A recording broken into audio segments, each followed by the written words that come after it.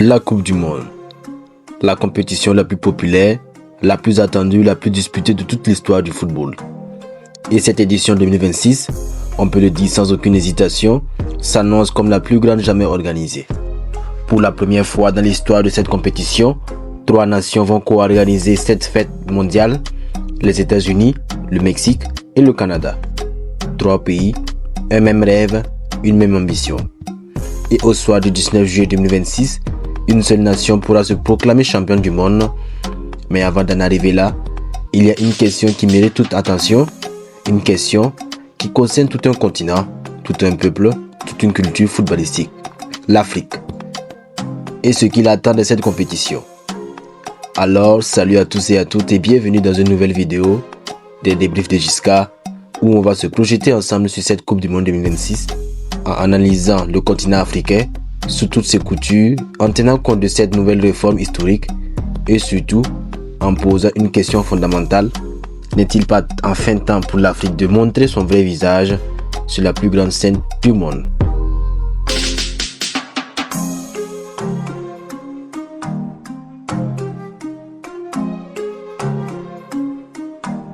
Pour bien comprendre où l'Afrique en est aujourd'hui, il faut reprendre l'histoire depuis les débuts, depuis les origines. La Coupe du Monde existe depuis maintenant 96 ans. Elle a connu de nombreuses réformes, de nombreuses évolutions et a toujours su se réinventer. Mais avant de parler de l'Afrique, il faut parler de la naissance de tout cela. C'est en Uruguay du 13 au 30 juillet 1930 que se tient la toute première Coupe du Monde de l'histoire. Sous l'impulsion du Français Jules Rimet, président de la FIFA, la compétition prend vie dans un contexte économique difficile et c'est l'Uruguay qui est désigné nation organisatrice, notamment pour avoir accepté de payer les frais de déplacement des équipes et de construire un nouveau stade, le stade légendaire Stade Centenario. Ce premier tournoi ne regroupe que alors 13 nations participantes, 9 équipes du continent américain et 4 équipes européennes. Parmi les pays présents, on ne compte aucune formation africaine, asiatique ni d'Océanie. L'Uruguay remporte ce premier titre mondial face à l'Argentine. L'Afrique, elle, n'existe pas encore dans ce paysage. La première nation africaine à fouler les pelouses d'une Coupe du Monde est en réalité l'Égypte dès 1934 en Italie. Mais une apparition isolée, anecdotique, qui ne se reproduira pas avant très longtemps. Car c'est véritablement à partir de 1970 que la présence africaine devient constante sur la scène mondiale. Avec une seule place à la clé, une seule. En 1970 au Mexique, c'est le Maroc qui représente pour la première fois l'Afrique de manière continue dans cette compétition.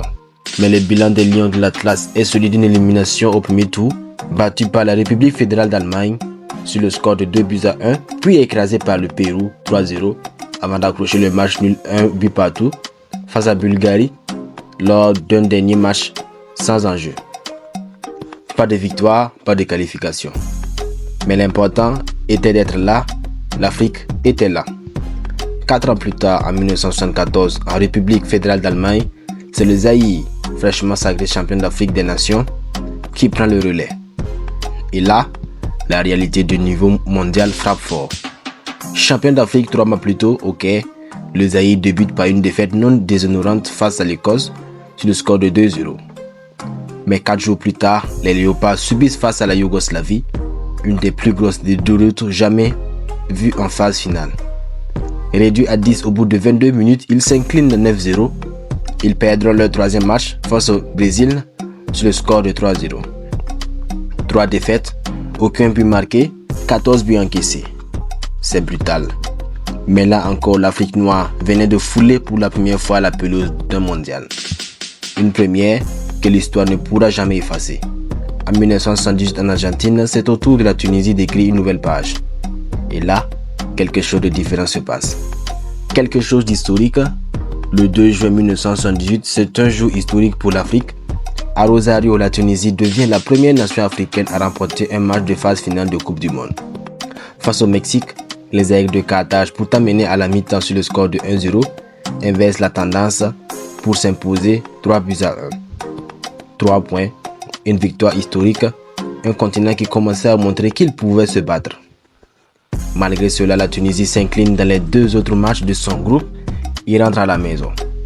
Ces 3 premières expériences africaines en Coupe du Monde, le Maroc 1970, le Zaïre 1974, la Tunisie 1978, dessinent un bilan contrasté, des premières fois, de la fierté et de la douleur, et cette envie profonde d'exister sur la scène mondiale. Mais avec une seule place disponible, la marge d'expression restait étroite. Tout change en 1982 avec l'élargissement de la compétition à 24 pays. L'Afrique passe alors à 2 représentants et ce quota restera jusqu'à 1990. Durant cette période, plusieurs nations africaines font leur entrée sur la scène mondiale, le Cameroun dès 1982, puis le Maroc et l'Algérie à plusieurs reprises. Ces années voient notamment l'Algérie créer l'une des plus grandes surprises de l'histoire en battant l'Allemagne de l'Ouest 2-1 au premier tour du mondial 1982, avant d'être éliminé de façon dramatique par le fameux match de la honte entre l'Allemagne et l'Autriche. En 1994, la FIFA élargit à nouveau la compétition avec 32 pays. Ce contexte pousse la FIFA à prendre l'Afrique plus au sérieux en lui accordant 3 places à partir de 1994. Le continent commence à être valorisé à sa juste valeur. Puis vient 1998 et avec lui, ce qui devient le nouveau standard, 5 places pour l'Afrique. Ce quota de 5 représentants africains reste en vigueur pendant toutes les éditions suivantes, de 1998 jusqu'à 2022. Sur cette période, les nations africaines présentes au mondial sont nombreuses. Le Sénégal, le Nigeria, le Cameroun, la Côte d'Ivoire, le Ghana, l'Algérie, le Maroc, la Tunisie, l'Afrique du Sud, l'Égypte, l'Angola, le Togo. Une diversité réelle, mais toujours bridée par ce quota de 5 sur 54 nations que compte le continent africain. Et cette restriction a toujours été contestée, discutée, critiquée. Comment justifier que 54 pays, soit plus de la moitié des membres de la FIFA, se battent pour seulement 5 billets pendant que l'Europe en obtient 13 ou 14? Ce débat, l'Afrique l'a porté pendant des décennies. Et c'est là qu'intervient la réforme qui change la donne. Le 10 janvier 2017, Gianni Infantino, président de la FIFA, annonce l'élargissement de la Coupe du Monde à 48 équipes à compter de 2026. Cette décision repose sur 3 piliers fondamentaux. Premier pilier, l'inclusivité mondiale. Infantino souligne la nécessité de rendre le tournoi plus représentatif. Sur les 211 pays membres, 135 n'avaient jamais participé à une phase finale. Cet élargissement donne à davantage de nations la possibilité de rêver et de participer à la grande fête du football. Deuxième pilier, le développement du football à l'échelle planétaire. En offrant plus de places qualificatives, la FIFA espère stimuler les investissements dans les régions moins représentées, comme l'Asie ou l'Afrique, et inspirer une nouvelle génération de joueurs. Troisième pilier, la dimension économique. Le passage à 48 équipes et 104 matchs devrait générer environ $1 milliard de revenus supplémentaires destinés à être redistribués aux fédérations membres pour financer des programmes de développement locaux. Pour l'Afrique, cette réforme est une révolution. Les éliminatoires africains pour la Coupe du Monde 2026 concernent les 54 sélections de la CAF pour 9 à 10 places qualificatives. Concrètement, le format retenu par la CAF est le suivant. Les 54 nations sont réparties en 9 groupes de 6 équipes qui s'affrontent en match aller-retour. Les 9 premiers de chaque groupe sont directement qualifiés pour la Coupe du Monde. Les 4 meilleurs deuxièmes disputent ensuite un tournoi éliminatoire organisé sur terrain neutre dont le vainqueur accède à des barrages intercontinentaux pour un potentiel 10e billet africain. C'est précisément ce scénario qui s'est concrétisé, permettant à 10 nations africaines d'être présentes au Mondial 2026. Il s'agit du Sénégal, de la Côte d'Ivoire, de la Tunisie, du Cap-Vert, de l'Égypte, du Ghana, de l'Afrique du Sud, de l'Algérie, du Maroc et de la République démocratique du Congo. 10 nations pour un continent, c'est historique. C'est une première absolue et c'est le tremplin idéal pour poser cette question. Maintenant que l'Afrique a 10 représentants, est-il enfin temps de franchir le cap? Est-il enfin temps de confirmer?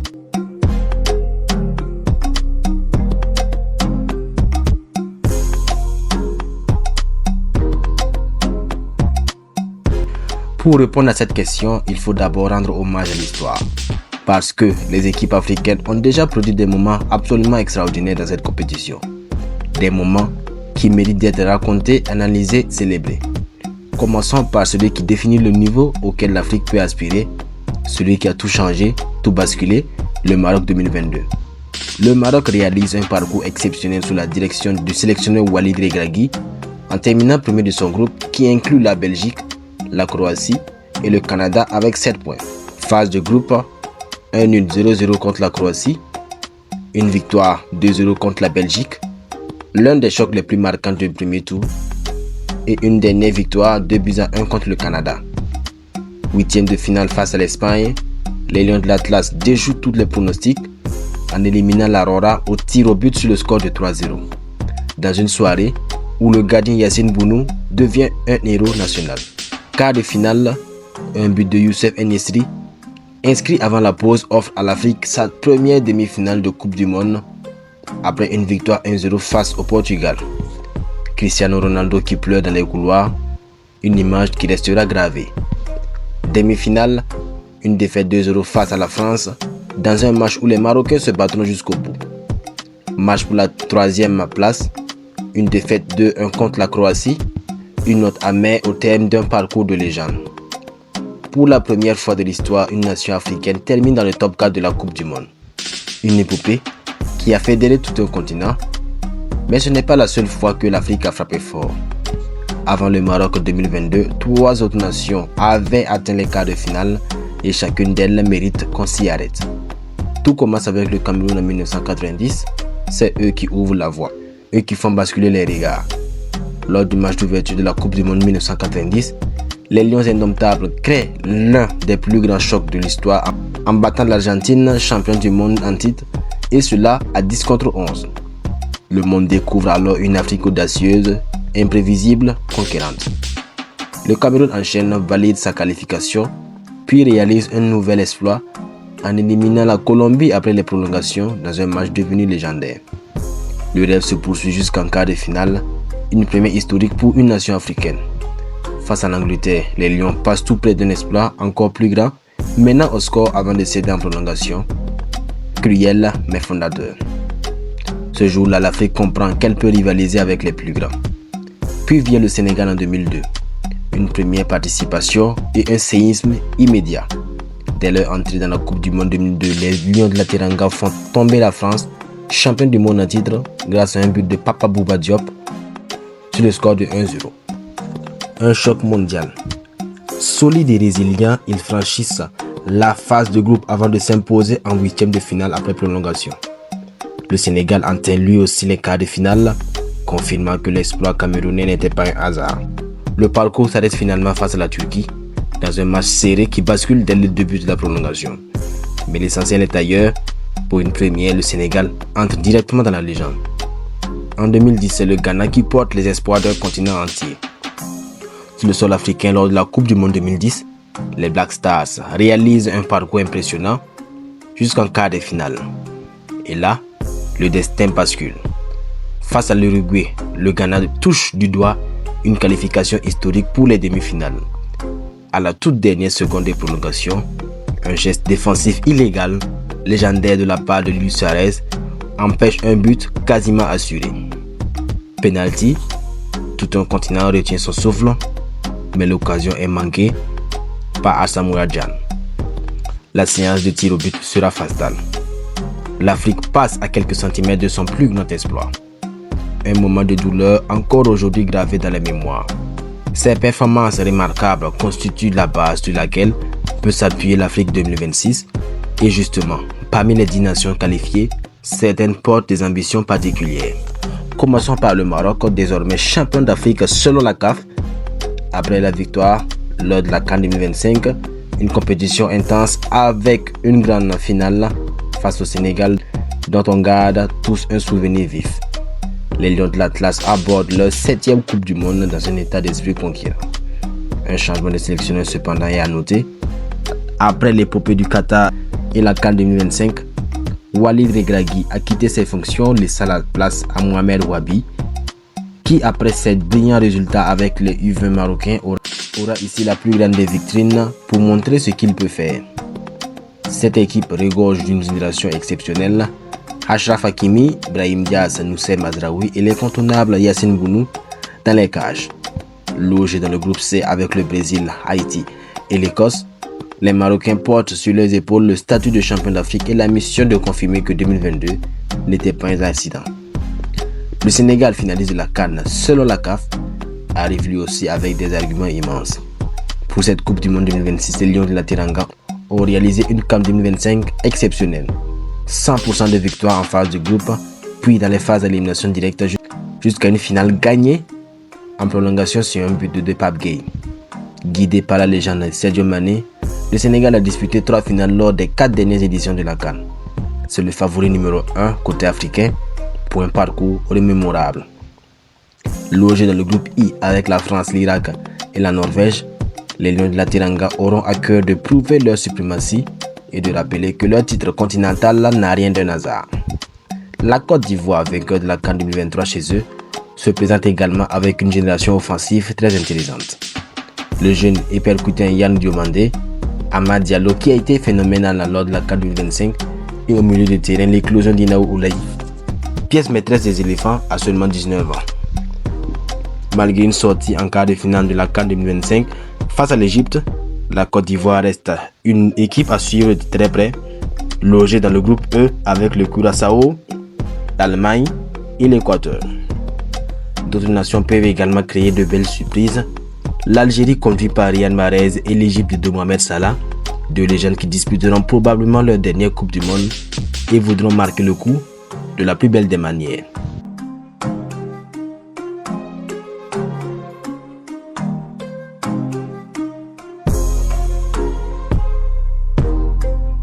Maintenant, soyons lucides. Parce qu'une Coupe du Monde, c'est aussi cette réalité froide.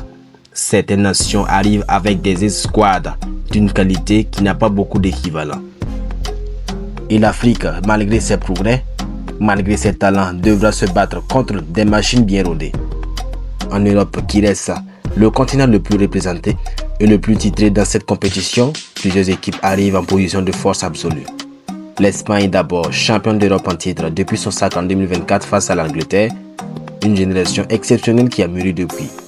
Portée par Lamine Yamal, phénomène du FC Barcelone et deuxième au Ballon d'Or 2025 et qui continue de performer jusqu'à présent. Un milieu impressionnant avec le Ballon d'Or 2024 Rodri et le maestro Pedri. Une défense structurée avec des latéraux de classe mondiale comme Marc Cucurella et une charnière solide associant Laporte et Robin Lenormand. L'Espagne s'annonce comme l'une des favorites incontestables de cette édition. La France, dernier finaliste de la Coupe du Monde, aborde cette compétition avec une détermination intacte et une génération qui a évolué depuis le Qatar. Aux côtés de Kylian Mbappé, capitaine et locomotive de cette équipe, sont venus s'ajouter de jeunes pépites comme Ryan Cherki, Désiré Doué ou encore Hugo Ekitike. La France a toutes les armes pour être une fois de plus une menace réelle pour le titre. Et du côté de l'Amérique du Sud, on ne peut pas passer sous silence l'Argentine, championne du monde à titre. Lionel Scaloni et ses guerriers auront l'occasion de réaliser ce que le Brésil des années 1958 et 1962 a accompli, remporter 2 titres consécutifs. Lionel Messi, qui avait laissé attendre que le Qatar serait sa dernière Coupe du Monde, pourrait une nouvelle fois être de la partie en tant que capitaine d'une équipe qui a su se construire une identité collective de guerriers. Voilà donc la réalité. Sur le papier, ces nations restent en avance sur la grande majorité des équipes africaines en lice. Mais le football, c'est justement ça. Le papier ne joue pas, le terrain parle. Et le Maroc en 2022 nous l'a prouvé mieux que quiconque. Avec 10 nations représentant le continent, avec des générations de joueurs formés dans les meilleurs clubs européens, avec une culture footballistique qui n'a cessé de progresser depuis 50 ans, la Coupe du Monde 2026 pourrait bien être le théâtre d'une nouvelle épopée africaine. La question n'est plus de savoir si l'Afrique peut surprendre, on sait qu'elle peut. La question est maintenant de savoir jusqu'où elle est prête à y aller. Et ça, on ne le saura qu'au soir du 19 juillet 2026.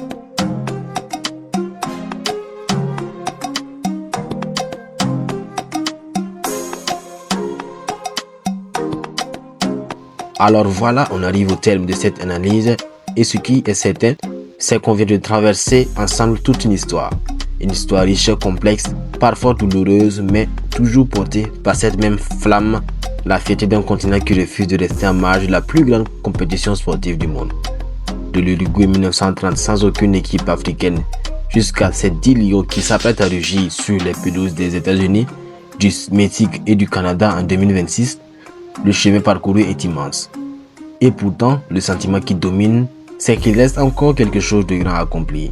Quelque chose que le Cameroun de Roger Milla en 1990 avait effleuré, quelque chose que le Sénégal de Papa Bouba Diop en 2002 avait touché du doigt, quelque chose que le Ghana avait failli arracher d'une main, celle que Suarez avait volée, et quelque chose que le Maroc de Walid Regragui avait approché comme jamais en 2022 avant de s'incliner à seulement un pas de la finale.